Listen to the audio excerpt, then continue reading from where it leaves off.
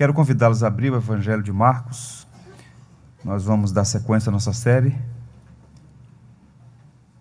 34º sermão no Evangelho de Marcos. Hoje vamos examinar o capítulo 6, os versos 30 a 44. À luz dessa passagem, vamos meditar sobre o tema O Banquete da Graça.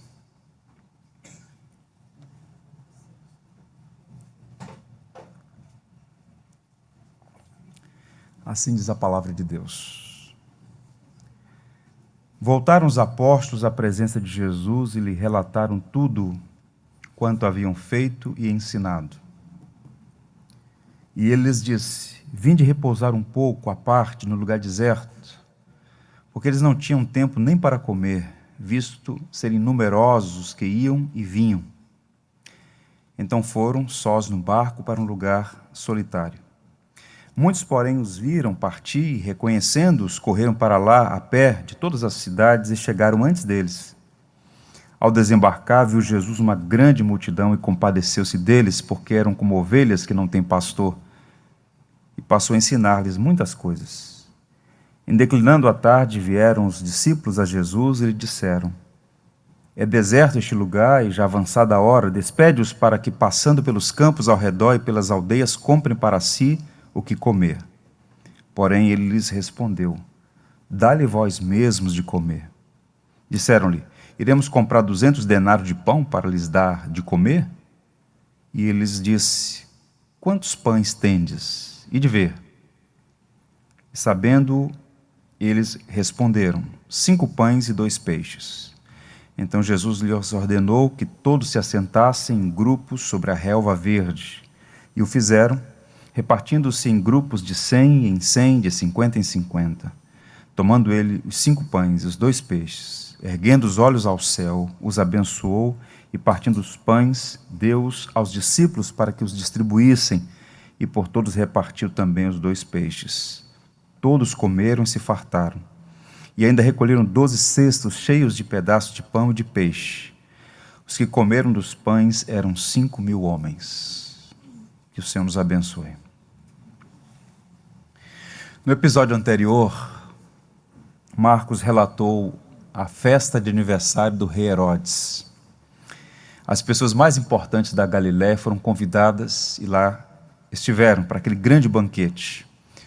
Havia música, dança, comida, bebida, homens e mulheres, divertindo-se, entregando seus prazeres. Mas no aniversário do rei Herodes, o bolo foi manchado com sangue de João Batista, assassinado de forma cruel e covarde para satisfazer os caprichos de uma mulher chamada Herodias. A morte de João Batista foi o último prato servido na festa de aniversário do rei Herodes. Agora Marcos vai apresentar outra festa de outra natureza, diametralmente oposta. Nós podemos chamar de o banquete da graça. Esse banquete é presidido por Jesus, e os convidados são as pessoas mais simples do mundo. A festa não acontece no palácio, não acontece numa fortaleza herodiana, mas vejam a simplicidade. Ao ar livre, sob o céu azul da Galileia, às margens daquele grande lago. E a cena é muito emocionante, porque no verso 39 é um detalhe, que são as memórias de Pedro, ditando a Marcos, que as pessoas sentaram-se na relva verde, enquanto o Salvador as servia. É sempre oportuno ler o texto bíblico imaginando as cenas, né? E é uma cena bonita. A multidão assentada na grama e o Salvador partindo o pão e o peixe, entregando a eles. A festa de Herodes terminou de uma forma terrível, né? Ele é um símbolo de crueldade e morte. Quando ele convidou aqueles dignatários para aquele banquete, o propósito era ostentar, se vangloriar, firmar posição política, se embriagar de prazeres. Mas esse banquete que Marcos passa a narrar agora é o banquete da graça, que tem como propósito servir as pessoas mais necessitadas, demonstrar compaixão por elas. O banquete da graça oferecido por Jesus satisfez o corpo delas e a alma. É interessante notar porque esse banquete da graça é o prelúdio de 2 outros banquetes que serão oferecidos. Na última ceia com os discípulos, Jesus instituiu o memorial da redenção, o banquete do Evangelho. A ceia é o banquete do Evangelho.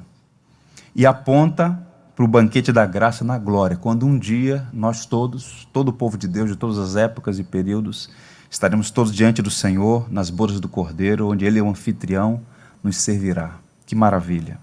Portanto, vejam que essa narrativa, o texto que nós acabamos de ler, é muito importante. Basta observar que a multiplicação dos pães e peixes é tão relevante que é o único milagre de Jesus relatado pelos 4 evangelistas.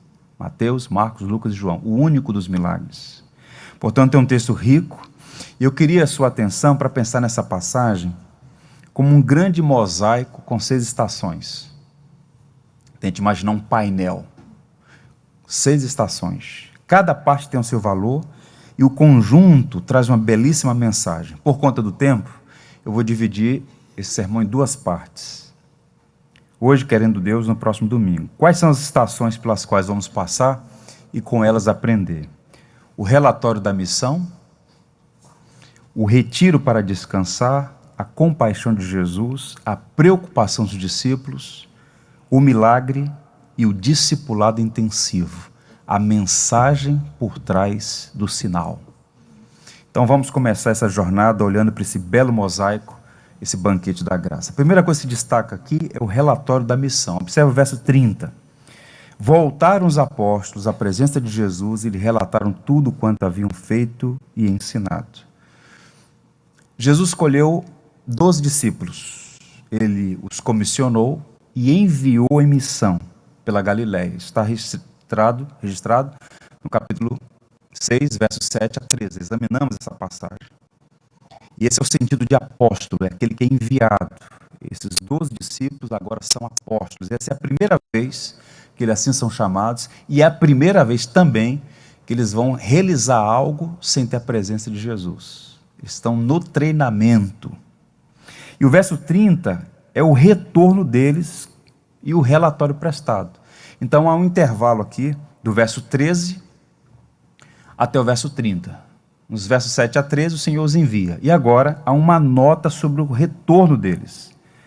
E o objetivo de Jesus ao enviar aqueles homens era ampliar sua atividade através dos discípulos, né? Intensificar o treinamento deles. Agora observe. Entre o envio dos 12 e o retorno deles, Marcos habilidosamente insere a mais completa narrativa de oposição ao ministério de Jesus, simbolizado na morte de João Batista. Porque a intenção de Marcos é mostrar o seguinte: o discipulado, a fidelidade à missão do reino de Deus, sempre enfrentará oposição. E a morte de João Batista, prisão e subsequente morte, é um retrato dessa hostilidade que os poderosos deste mundo têm em relação ao Evangelho. Mais à frente, o próprio Cristo será preso, julgado e condenado à morte. Então é um extrato aqui. Então os apóstolos vão em missão, realizam a obra e voltam. E quando eles voltam, e eu fico imaginando essa cena, como deve ser a experiência deles, né? Eles sentaram à mesa, compartilharam experiências do campo, deve ter sido um encontro muito especial, encorajador. E depois de alguns dias de viagem, eles estão agora em Cafarnaum, muito provavelmente, que é a base de operações, e o texto vai dizer que eles passaram a relatar tudo que tinham feito e ensinado. E é um relatório interessante porque divide o ministério cristão, como tem sido desde então, em 2 frentes: obras e ensino. Esses são os 2 verbos mais importantes que caracterizam o ministério de Jesus: obras e ensino. Tudo que tinham feito e ensinado é o que o texto vai dizer. Observe que os discípulos aprenderam ouvindo a mensagem de Jesus e proclamando o que aprenderam.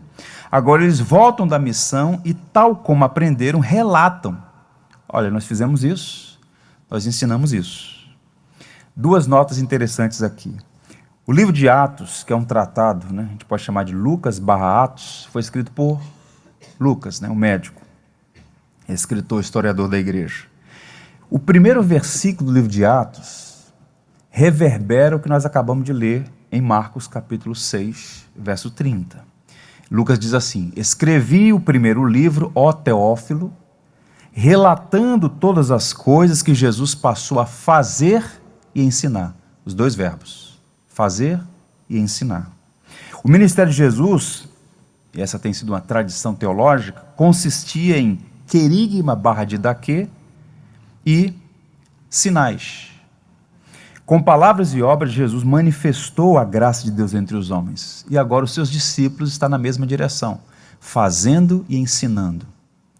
2 dos discípulos de Jesus, para citar um outro exemplo, que não o reconheceram naquele caminho para Emaús, está registrado em Lucas capítulo 24, eles estão caminhando com Jesus, mas não reconhecem o Cristo ressurreto. Eles se sentam à mesa, e há toda uma revelação ali, um texto belíssimo. Mas é interessante que naquela passagem é dito o seguinte, um deles diz para Jesus, como se estivesse instruindo a Jesus sobre os eventos que tinham acontecido em Jerusalém. Quem é Jesus? Parece que esse homem não sabe. Jesus, o Nazareno, era varão profeta, poderoso em obras e palavras diante de Deus e de todo o povo. Então percebam que esse binômio aqui, palavras e obras, feito e ensino, está presente no ministério de Jesus, no ministério dos discípulos e no ministério da igreja hoje. Fundamentalmente o trabalho da igreja é com palavras, ministério do magistério da palavra e também do testemunho, da encarnação do evangelho na vida. Interessante isso. E esses discípulos, enviados em missão, voltam e dão esse relatório. O que eles ensinaram e o que eles fizeram em nome de Cristo que os enviou. O que é que esse relatório da missão nos ensina aqui? E essa é a primeira aplicação. Entenda que prestar contas faz parte da missão dos discípulos de Jesus. Queria destacar isso.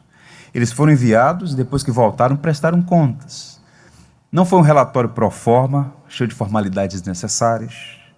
Não era uma apresentação de uma planilha com números, né? Resultados da campanha evangelística. Eles não fizeram um upload para um sistema, falando, está tudo lá no sistema, você pode observar lá. Marcos diz que eles se reuniram com Jesus. Compartilharam o conteúdo do ensino e as obras que eles realizaram. Houve uma prestação de contas. E eu queria destacar isso, irmãos, porque a igreja é uma comunidade de discípulos de Jesus, com a missão de fazer discípulos de todas as nações. Quer nos ministérios, na igreja local, ou nos campos missionários mais longe, prestar contas é uma prática biblicamente fundamentada e historicamente respaldada. Nós precisamos aprender a prestar contas. Agora vejam, em muitos contextos, a prestação de contas desapareceu. É comum ouvir as pessoas dizendo assim, não devo satisfação a ninguém. Essa fala resume bem o espírito da época. A audácia por trás da mentalidade de independência revela falta de entendimento. Você deve satisfação a muitas pessoas. Um homem casado não pode viver como solteiro. Ele deve satisfações ao seu cônjuge, aos seus filhos. Uma mulher casada não pode viver como uma solteira. Ela tem prestação de contas com seu esposo e com seus filhos. No trabalho, no lar, na igreja, nós somos seres que precisam viver com esse entendimento da interdependência, da prestação de contas. E quando aqueles homens voltam, eles prestam relatórios, prestam contas àquele que os chamou para a salvação, os comissionou e enviou em missão. Isso é um princípio interessantíssimo que precisa ser recuperado numa época como a nossa, de muita audácia, de arrogância, de suposta independência e por trás desse discurso, não devo satisfação a ninguém. Um exemplo, nós encontramos por vezes bons profissionais que não conseguem avançar na carreira pela inabilidade ou indisposição de prestar contas aos superiores. A própria linguagem superior, numa sociedade como a nossa, muito limpinha, muito bonitinha, né? Parece uma coisa ruim. Mas é evidente que existem superiores. É evidente que existe ordem, ou pelo menos deveria haver ordem. Então a pessoa não consegue ficar no emprego porque ela tem dificuldade, por exemplo, em cumprir horários, seguir um padrão de funcionamento, obedecer ordens. E essa mentalidade, ela tem afetado, repito, as relações no trabalho, na família e na igreja também. Essa geração sofre com o excesso de informalidade, é muita informalidade. Uma coisa é formalidade demais, outra coisa é não ter formalidade. O excesso de informalidade tem sido um problema no nosso meio. Além disso, um espírito anárquico, né? De não prestar contas, de não responder a ninguém, né? Como se prestação de contas fosse algo inútil ou nocivo. E, sobretudo, um coração insubmisso. Essa palavra, submissão, é uma das palavras mais odiadas do nosso tempo. Ninguém quer se submeter a ninguém. Mas submissão é uma palavra bíblica. Nós devemos nos submeter a Deus. Sujeitai-vos, pois, a Deus. Resistir ao diabo e ele fugirá de vós. Para citar um verso. Submissão. Nós precisamos resgatar essa palavra que foi violentada por conta de abusos, né, e praticamente colocada de lado. Deixa eu pensar aqui, fazer uma aplicação no que tange ao trabalho missionário, que é o foco do sermão, aqui nesse relatório dos discípulos. Alguns anos atrás, eu estava participando de um treinamento em Washington, D.C., e eu vi o pastor Andy Johnson dar uma palavra interessante para o grupo de pastores que lá estava. Ele assumiu o conselho missionário da igreja de Capitol Hill, e o primeiro trabalho dele, em harmonia com o presbitério da igreja local, foi reorganizar o ministério, né, estabelecendo um perfil de missionário que a igreja deveria ajudar e uma filosofia de apoio. Naquele momento, ele relatou, né, a igreja tinha dezenas de missionários, porque a filosofia era, quanto mais gente nós ajudarmos, melhor será. Então, a igreja ia ajudando indiscriminadamente. Alguém apresentava, tem um missionário na Tailândia, vamos ajudar. Tem um missionário no Camboja, vamos ajudar. Tem um missionário no Peru, vamos ajudar. E a igreja foi recebendo uma quantidade expressiva de pessoas, colocando nos seus quadros, enviando recursos, supostamente apoiando o trabalho. O importante era ter mais gente, porque assim mais pessoas ouvirão de Jesus. E então ele refez aquilo e estabeleceu duas coisas interessantes. Primeiro, o perfil do missionário que a igreja deve apoiar, subsidiar, enviar, encorajar. Qual é o perfil? Biblicamente fiéis, metodologicamente perseverantes. Tem missionário que passa 6 meses num canto, daqui a pouco está em outro, você vai ver no histórico de 10 anos, passou por 40 países. Falta voto de permanência, metodologicamente perseverantes. Proclamadores do evangelho, pessoas que amam a igreja. É um escândalo a quantidade de missionários sem nenhuma conexão com a igreja local. Onde você está? Estou fazendo a obra de Deus, mas quem é o seu pastor? Não, eu estou pelo mundo. Qual é a igreja que você serve? Não, eu estou pelo mundo. Então esse é o primeiro perfil do missionário. E qual é a filosofia? Enviar com discernimento e não apoiar com desconfiança. Vou repetir. Enviar com discernimento e não apoiar com desconfiança. Eles foram mais criteriosos no envio de missionários, estabeleceram pontes entre o campo missionário e a igreja local. E qual foi o resultado disso? Primeiro enxugaram, depois a igreja avançou bastante, fazendo com consistência, de forma bíblica, e aqueles missionários agora conectados à vida da igreja, prestando contas, a igreja conhece nominalmente quem são esses missionários, o que eles estão fazendo, o tempo que passaram naqueles lugares, ou seja, criando vínculos entre a igreja e os missionários. Nós estamos reestruturando o trabalho de missões da nossa igreja, com essa mesma perspectiva, para dar suporte ao trabalho missionário no Brasil e no mundo. Nós precisamos apoiar e investir projetos que estejam alinhados com a visão da igreja local. Nós damos suporte hoje à missionária Juliana Pimenta, membro da nossa igreja, foi batizada aqui. Nós a vimos crescer, nós a vimos fazer faculdade de matemática no FRJ, nós a vimos o Senhor chamar e levá-la para trabalhar nas universidades do Brasil, e agora está ali em Cabo Verde servindo. Nós sabemos o nome dela, sabemos o que ela está fazendo, o plano que está em curso, e há uma estreita relação entre ela e a nossa igreja. Isso a gente deve manter, essa prestação de contas, esse espírito. E esse verso de Marcos 6 é um bom sinal para a gente pensar sobre prestação de contas no trabalho, na família e na igreja, e em particular na relação com os nossos missionários. No que tange aos ministérios da igreja, algumas perguntas. Você está servindo algum ministério? Dons você tem, talentos você tem, não estou perguntando sobre isso. Estou perguntando se você está servindo em algum ministério na igreja. Respondeu? Agora ouça, procure servir com diligência, com alegria, com excelência. Preste contas. Crie o hábito de se reportar à liderança. Prepare pessoas para o trabalho. Invista na formação de novas pessoas. A gente precisa olhar para essa prestação de contas, esse relatório dos discípulos a Jesus, como uma referência do que nós devemos fazer em relação ao nosso Salvador, sim, mas também em relação à sua igreja, que o representa. Portanto, o relatório dos discípulos de Jesus nos ensina a seguir o mesmo caminho e criar esse bom hábito. Essa é a primeira estação que eu queria destacar, não podia passar por isso de forma rápida. A segunda questão aqui, irmãos, a segunda estação, o retiro para descansar. Há muita lição nesse verso também. Verso 31, ouçam. Havia muita gente indo e vindo, a ponto de eles não terem tempo para comer. Jesus lhes disse: venham comigo para um lugar deserto, descansem um pouco.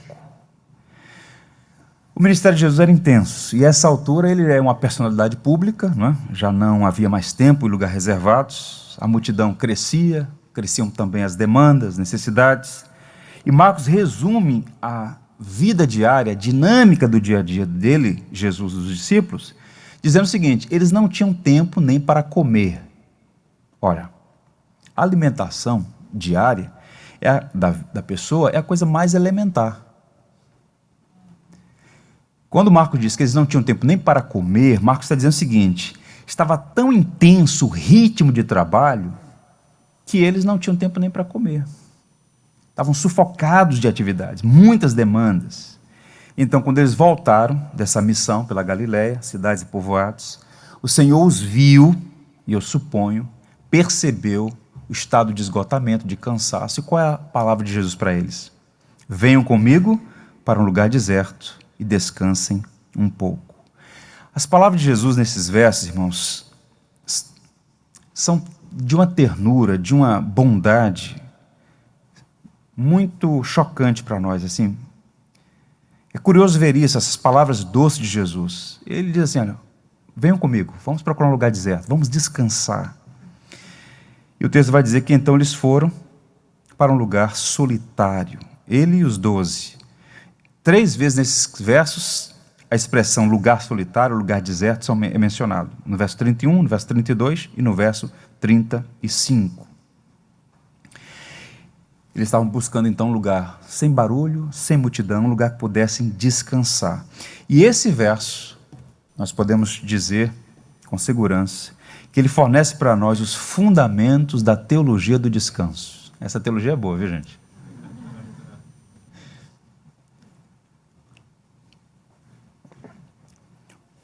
Aprendemos aqui algumas verdades. Primeiro, Jesus está reconhecendo os limites da natureza humana de seus discípulos. Eles eram pessoas de carne e osso. O corpo humano tem capacidades extraordinárias. Nós somos criados à imagem de Deus, e Deus nos dotou de habilidades extraordinárias. No entanto, nós temos limites. E o cansaço físico e mental pode gerar um esgotamento, por vezes, irreparável. E enquanto os discípulos estavam servindo, eles poderiam ficar esgotados. Estavam cansados depois daquela intensa viagem missionária. O que é que o Senhor faz? Providencia um momento para eles descansarem. Eles precisavam de descanso. Aprendemos também que o convite para o descanso é uma expressão pastoral do cuidado de Jesus. Na contramão da visão caricata de uma espécie de executivo exigente que não dá espaço para descanso, ele estava preocupado com o estado da alma daquelas pessoas, dos seus discípulos, dos seus apóstolos. Ele era um pastor. E então ele busca um retiro espiritual. Eles deviam descansar. Privacidade, tranquilidade, um lugar sem multidão e sem barulho. E aprendemos ainda que Jesus está ensinando uma preciosa lição que serve para todos nós hoje. Antes de cuidar dos outros, é preciso cuidar de nós mesmos. Por vezes os pastores, e eu tenho conversado com muitos deles, cuidam do rebanho enquanto eles mesmos sangram. Então, descansar não é uma opção caprichosa, mas uma necessidade essencial e uma maneira eficaz de fazer o evangelho avançar. Então, pregadores, pastores, esse verso é uma diretriz muito clara sobre a necessidade de descansar. Isso se estende a nós todos, porque todos nós estamos envolvidos em uma atividade, numa profissão, numa função, numa missão, e precisamos reconhecer os nossos limites e aproveitar as oportunidades para descansar, porque temos nossas limitações. Isso é interessante porque Jesus não ofereceu uma espécie de energético para eles, nem fez uma oração. Vou fazer uma oração, esse cansaço vai sumir e vocês vão trabalhar. Não foi isso que ele fez. Ele, vendo o cansaço dos discípulos, disse: nós vamos procurar um lugar tranquilo e descansar. Vejam como é nociva essa espiritualidade gnóstica de querer romper com as leis naturais. O natural de quem está cansado é descansar. Foi o que Jesus percebeu. Lendo essa passagem, meditando sobre essa teologia do descanso, eu lembrei do Dr. Martyn Lloyd-Jones, o grande pregador da Capela de Westminster, em Londres. Ele recebia muitas pessoas que o procuravam para conselho, orientação, e ele recebeu um missionário que tinha trabalhado no leste asiático e o procurou, e ele diz isso num livro, que o indivíduo entrou e começou a compartilhar seu ministério, suas lutas, e falou que estava muito desanimado, que estava pensando em não voltar para o campo. E ele falou, e depois o Dr. Lloyd-Jones, que era um experiente pastor e médico, olhou para ele e disse: olha, eu já fiz o diagnóstico, precisa descansar. Eu estou cansado só em ouvir o teu relatório. Em nenhum momento dessa agenda teve espaço para descansar. Você está exausto. Uma boa noite de sono. Respeitar o Shabat. Por que Deus fez o mundo em 6 dias e ao 7º descansou? Ele estava cansado? Não. É o memorial da criação, o Shabat. O dia de descansar, o dia de reconhecer que é preciso parar, não apenas para descansar o corpo, mas para refrigerar a alma. E quando nós nos respeitamos o dia do descanso, o Shabat, o corpo e a alma vão se ressentir. William Barclay, em seu comentário de Marcos, fala sobre 2 extremos opostos na vida: ativismo constante e descanso exagerado. Ambos são perigosos. O ativismo constante, workaholic, esse trabalho, é perigoso porque não respeita os limites e não considera o chamado de Deus para o Shabat. Então é aquele indivíduo viciado em trabalho. E tem um discurso que é muito bonito, Você conversa com um grande executivo: eu trabalho 18 horas por dia. Caramba. De segunda a segunda. Esse é um bem-sucedido.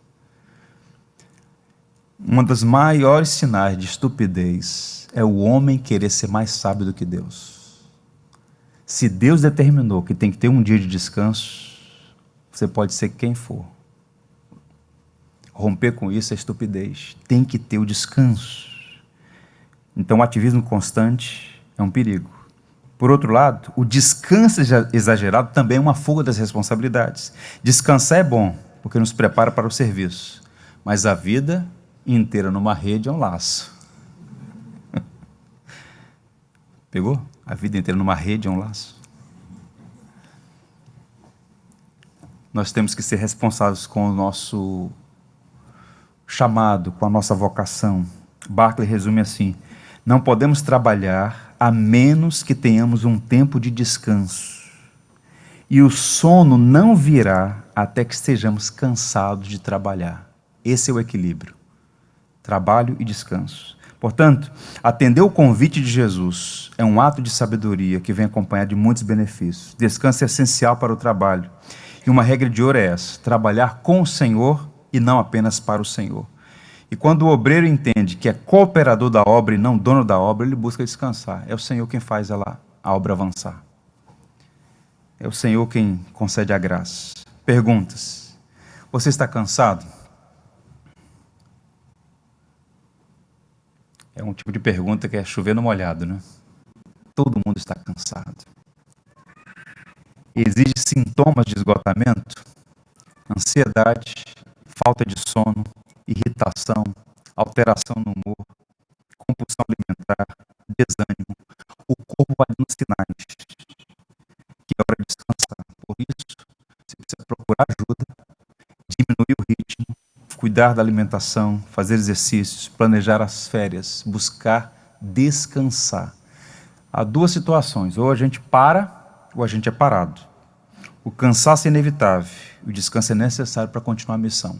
E esse ensino de Jesus, tão sutil nesse verso 31, é uma grande referência para nós todos, não apenas para aqueles que estão engajados no ministério da palavra, mas também para todo cristão.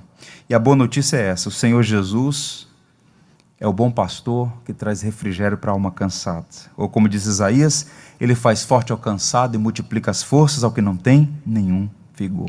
Se você estiver cansado, que o Senhor te dê refrigério, sabedoria para aproveitar as oportunidades e descansar. A terceira estação nesse mosaico nós vamos chamar de a compaixão de Jesus. Observe os versos 33 e 34.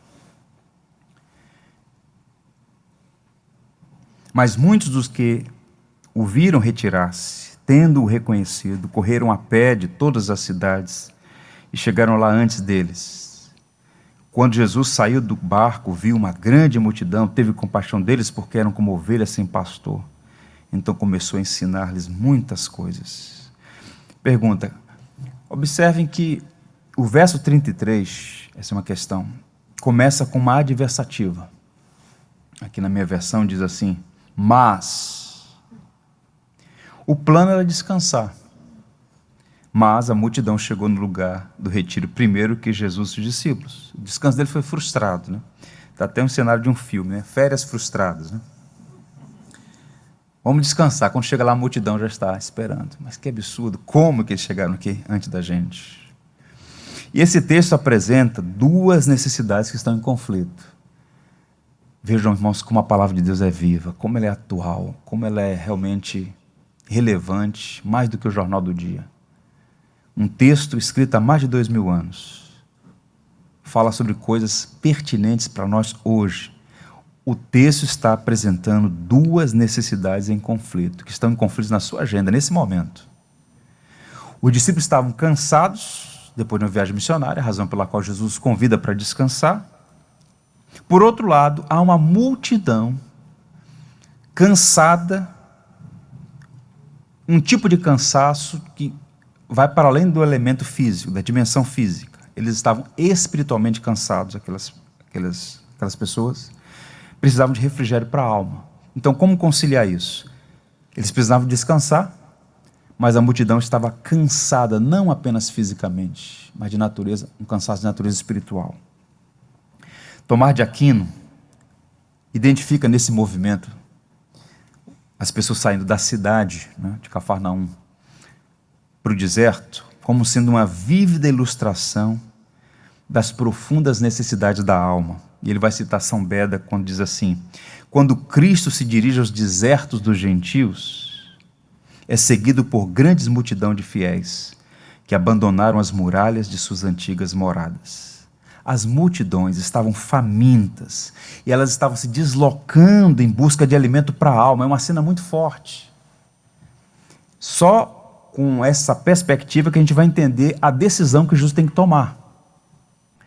Porque ele reconhece, os discípulos estão cansados, eles precisam descansar. Eles então empreendem isso, um retiro para descanso. Quando chegam lá, há uma multidão. E agora o que fazer? E aquela multidão estava no espírito de Jacó, no Val de Jaboque. Não te deixarei ir se não me abençoares.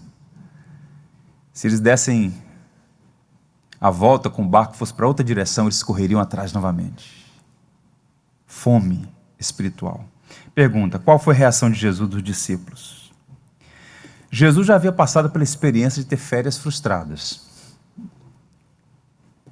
Ele teve um tempo de descanso, Marcos registra isso, capítulo 1, verso 35, ele está lá descansando, a sós com Deus. Os discípulos interromperam o descanso de Jesus. Agora é a multidão que está interrompendo o descanso de Jesus e seus discípulos. E como é que eles vão reagir? Os discípulos não ficaram satisfeitos. A gente vai tratar isso nas respostas que eles deram a Jesus quando o Senhor ordenou que eles alimentassem aquela multidão. Mas o que está em foco aqui é a reação de Jesus. Como é que ele reage ao ver aquela multidão? E é uma cena que salta aos nossos olhos aqui, que brilha mais forte do que o sol na primavera na Galileia. A compaixão de Jesus. Apesar da necessidade de descanso, a interrupção da multidão não provocou irritação nele, mas compaixão.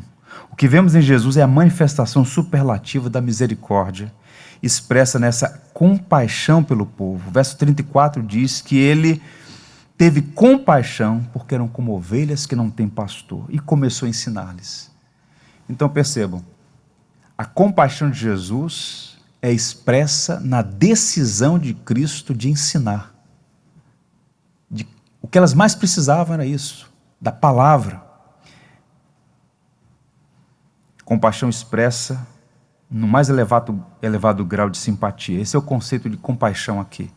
Essa é uma expressão usada somente para a compaixão de Jesus. Denota a ideia de profundo e sincero desejo de socorrer o necessitado. A palavra compaixão usada aqui, ela é usada especificamente em relação ao sentimento de Jesus para com as multidões. Alguém disse assim, Hendrickson, ele toma o problema do aflito em seu próprio coração. As dores do povo são também suas próprias dores. Ele ama intensamente os aflitos e busca ajudá-los. E é por isso que ele então se dispõe a ensinar aquelas pessoas. E há uma expressão que aparece no texto, que move o coração de Jesus, porque ele as viu da seguinte maneira, ovelhas sem pastor. Na tradição judaica, a figura do pastor de ovelhas era uma linguagem muito comum, familiar das pessoas, e ela é usada basicamente em dois sentidos. A figura do pastor como um líder da nação, Moisés, por exemplo. Isaías fala de Moisés como pastor de Israel, Isaías 63. Era também usada como um herói militar, Josué. Josué é o pastor que está guiando Israel em vitórias militares. Mas o foco dessa passagem aqui é de natureza pastoral. Jesus é o líder de Israel, ele é o comandante em chefe das forças de Israel, mas ele é sobretudo um pastor que cuida do indefeso, que está preocupado com indivíduos, com pessoas, conhece o nome e sobrenome delas. Então Moisés, já no final de sua caminhada, ele mesmo pede a Deus que envie um líder que seja o pastor de Israel, Números 27, e Deus prometeu a Davi enviar um pastor rei. E Jesus aqui está cumprindo esse papel de pastor rei de Israel, ovelha sem pastor. Ele assume o pastorado daquela gente. E essa figura aponta para três realidades simbolizadas na figura da ovelha sem pastor. A primeira é a seguinte: uma ovelha sem pastor não pode encontrar o caminho. A ovelha é um animal sem nenhum senso de direção, é impressionante. Ela se perde no caminho com muita facilidade. Elas estavam perdidas nos labirintos da religião morta dos seus dias. Então Jesus as viu perdidas e teve compaixão delas. Ele que é o bom pastor que cuida. Então é preciso que haja realmente um encontro pessoal com Cristo que de fato dá direção para nós. Quem não tem Cristo como pastor está existencialmente perdido. Uma ovelha sem pastor não pode encontrar o caminho. Segundo, uma ovelha sem pastor não pode encontrar nem água nem pasto. Diferentes animais têm esse instinto de sobrevivência, né? Na mata eles buscam, de alguma maneira, sobreviver, alimento e água. As ovelhas precisam de pastor para conduzi-las àquilo que o texto chama de pastos verdejantes e águas tranquilas. E a função do pastor alimentá-las, provendo nutrição. Curioso notar, havia naqueles dias em Jerusalém, e na região de Israel como um todo, inclusive na Galileia, dezenas de sinagogas, abertas todos os sábados. Havia muitos rabinos, havia muitos escribas, havia muita leitura da lei, mas, no entanto, um padecimento de fome espiritual absurda. E aquelas ovelhas estavam famintas espiritualmente, razão pela qual elas estavam em busca de Jesus. Então, ovelha sem pastor fica desnutrida. E elas estavam espiritualmente desnutridas, famintas e sedentas. E mais, uma ovelha sem pastor não tem defesa frente aos perigos da vida. A ovelha é, por natureza, um animal indefeso. Não há em si força nem resistência capaz de enfrentar os dois principais perigos que as ovelhas enfrentavam naquele mundo agrário, rural. Quais eram? Os ladrões, razão pela qual o Evangelho de João, capítulo 10, fala dos ladrões, e também das feras do campo, os animais predadores. Então, ovelhas precisam de pastor, e Jesus se apresenta como esse rei pastor capaz de defendê-las dos salteadores e das feras dos campos. Alguém disse assim: nenhum animal é tão dependente quanto uma ovelha. Alguém que a guie, ela se perde, vagueia e se torna presa fácil para as feras. Sem alguém para levá-la para pastar, ela morre de fome. Jesus sabia que esta era a situação daquelas pessoas que se aproximavam dele. Os líderes haviam fracassado na tarefa de dar-lhes orientação confiável. Eles estavam muito ocupados com os detalhes da lei e as questões secundárias para se importar com as almas. E a aplicação para nós, o que nós aprendemos dessa compaixão de Jesus? A primeira coisa é a seguinte: quando um plano é interrompido, é preciso ter sabedoria para fazer o que é certo. A gente precisa aprender com Cristo. Cristo é a nossa referência suprema. O plano inicial era ter um tempo de descanso. Jesus e seus discípulos. Chegando ali, uma multidão está à espera. O que fazer? Continuar no barco? Remar em outra direção? Descer e servir? Essa era a decisão que os homens esperavam, né? Que Jesus pegasse o barco e fosse em outra direção. Mas ele opta por descer e servir aquela multidão. A pergunta para nós passa a ser a seguinte: qual é a nossa atitude quando os nossos planos são interrompidos? É comum que as pessoas sofram de um movimento muito pendular quando nós temos planos frustrados. A primeira é a ira, a indignação, quando você tem um plano que é frustrado. Isso vai para o outro extremo, que é o desânimo. Irritação, desânimo. Irritação e desânimo. Quando um plano não dá certo. Agora, qual o ponto? O mais importante, quando um plano nosso não dá certo, é discernir qual é o propósito de Deus naquele contexto. Porque, às vezes, um plano nosso é frustrado, é uma oportunidade para algo maior do que nós planejávamos. É por isso que precisa ter um coração sensível para discernir os caminhos de Deus, porque, como disse o profeta Isaías, o caminho de Deus não é o nosso, nem os seus pensamentos são os nossos. Vou compartilhar com vocês uma experiência pessoal. Em 1997, eu havia recebido um convite para participar de uma conferência em Pretória, na África do Sul. Eu estava muito empolgado com aquele projeto. Com o passar das semanas, as coisas ficaram confusas, muitas demandas. Eu estava atravessando a rua entre a Voluntários da Pátria e a Rua Dona Mariana. Quando eu estava atravessando a rua, eu ouvi um homem dizer assim: sem mim nada podeis fazer. Irmãos, eu morava no bairro, 1997, nunca tinha visto aquele homem, nunca mais o vi. Eu fecho os olhos e lembro o tom da pele, a altura da voz, a roupa, a fisionomia. Sem mim nada podeis fazer. Eu discerni claramente que era Deus falando comigo.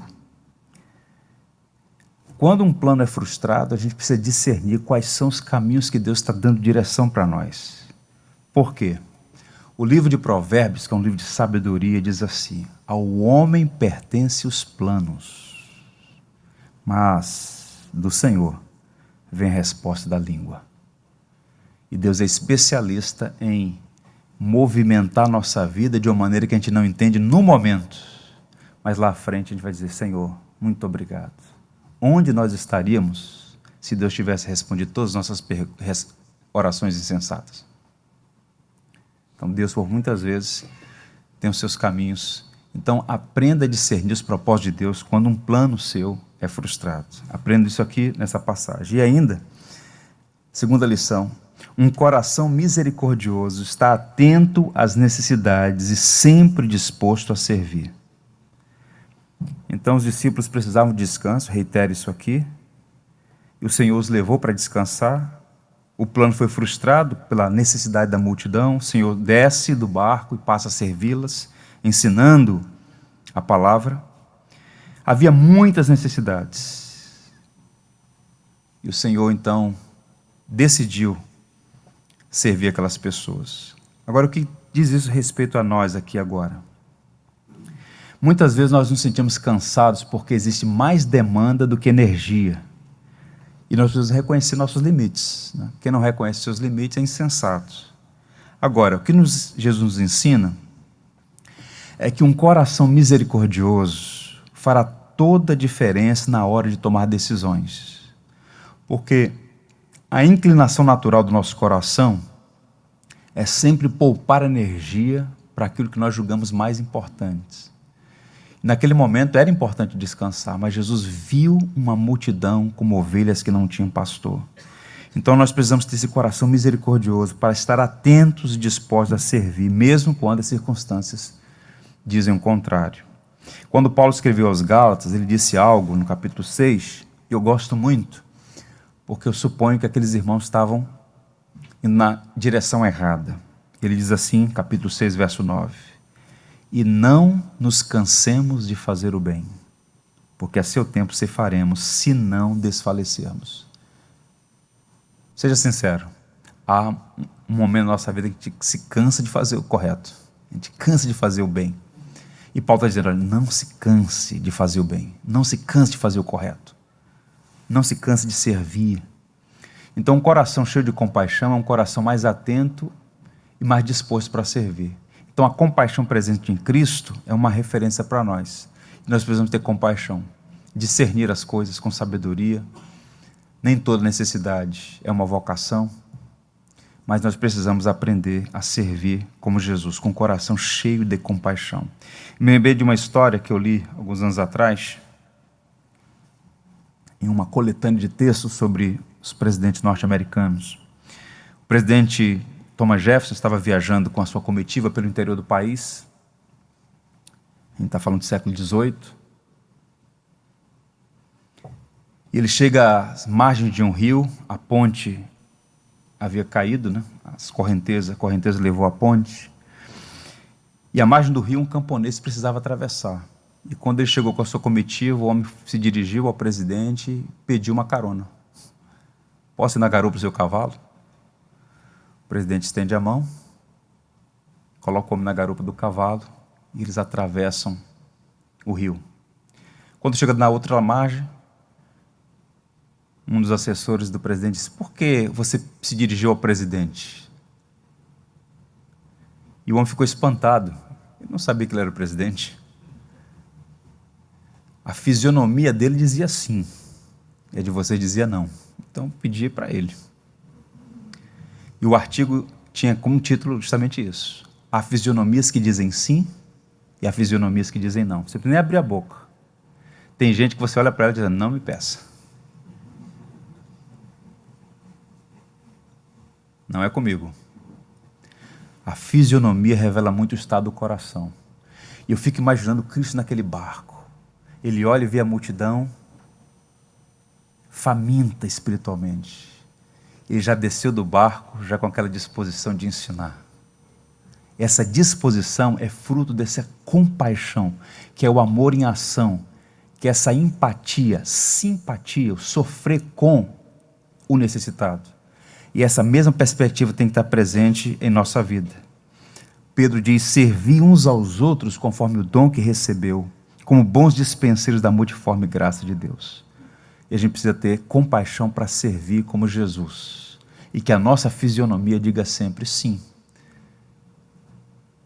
É evidente que haverá algum momento que a gente precisa avaliar certas coisas, mas o princípio geral é disposição para servir.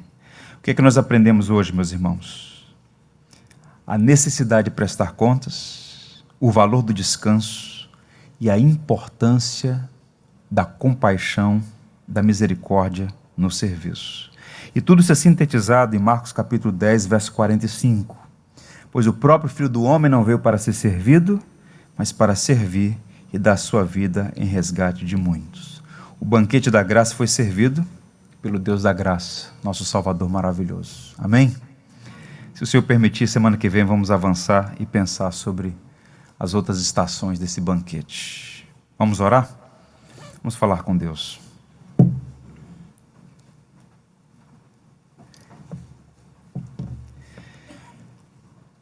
Senhor, te damos graças por sua palavra, que vem ao nosso encontro e fala tão profundamente ao nosso coração, de uma forma tão pessoal.